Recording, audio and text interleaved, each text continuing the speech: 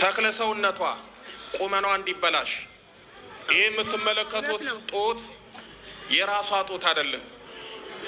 ይታያችኋል አይደል? አዎ መቼም ካላየን አናምንም።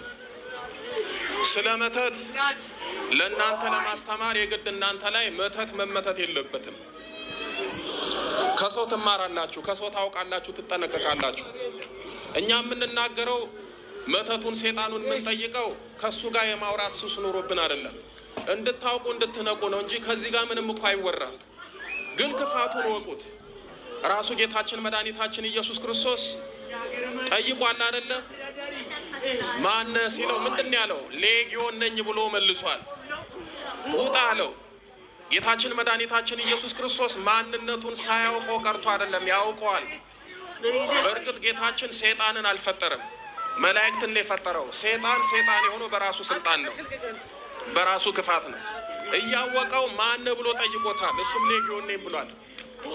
እኛም እናንተ እንድታውቁ ነው የምንጠይቀው እንጂ የሚጠየቅ ነገር ሆኖ አይደለም።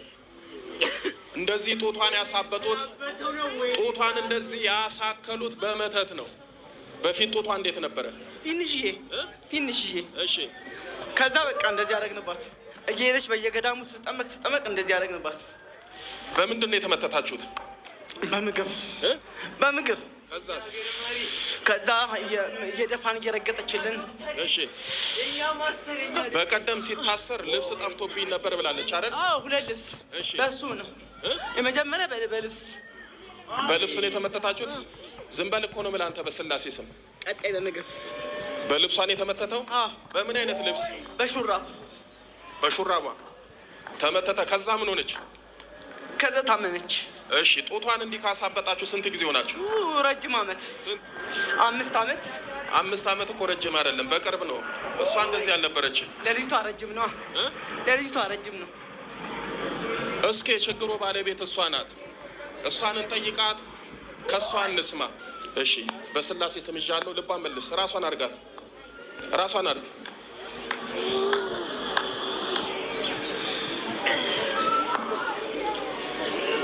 ደህና ነሽ? ማን ነው ስምሽ?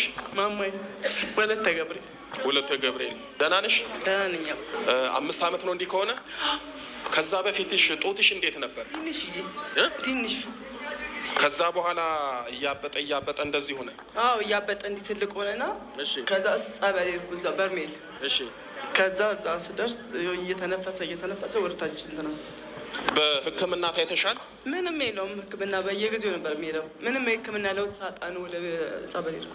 እንደው በሕክምና ምን ሊሆን ይችላል አሉሽ? ምንም ባዶ ነው። ልብስ ጠፍቶብሽ ነበር ከቤት? ምን አይነት ልብስ?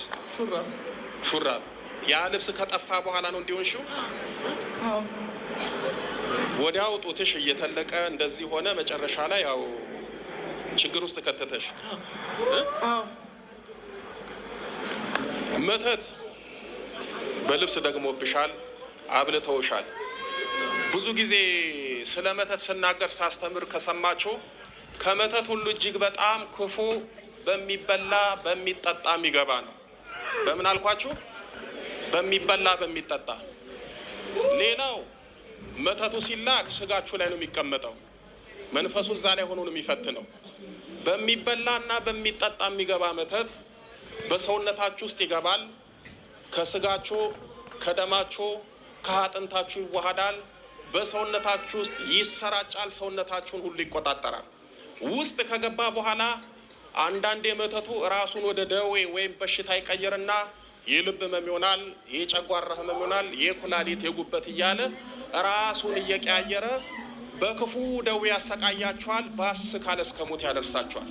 ከመተት ሁሉ እግዚአብሔር በእውነት በሚበላ በሚጠጣ የሚገባውን መተት እግዚአብሔር ይጠብቃችሁ። ይሄ መተት እንዳይሰራ እንዳያንሰራራ ወደ ህይወታችሁ እንዳይመጣ ሰይፈ ስላሴን ጸልዩ። ሰይፈ ስላሴን የሚጸልይ ሰው መተትና ድግምት እሱ ላይ አይሰራም፣ ቢሰራም ይከሽፍለታል። ስለዚህ በተቻለ መጠን እንደዚህ አድርጉ። አሁን እሷ በምግብ ገባ፣ ሰውነቷ ውስጥ ተሰራጨ።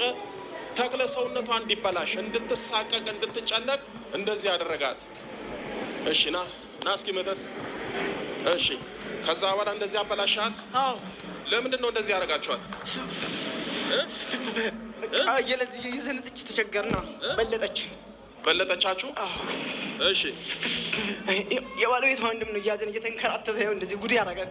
እሺ ያው እርሶ ጋር ይዞ መጣ። ማን ያመጣት? የባለቤቷ ወንድም። እስኪ ያለ የባለቤቷ ወንድም የለም? እሺ ና እስኪ። እያዘን ይትሽካ። ይሄ እንግዲህ ክፋታችን ጥግ ነው። ሰው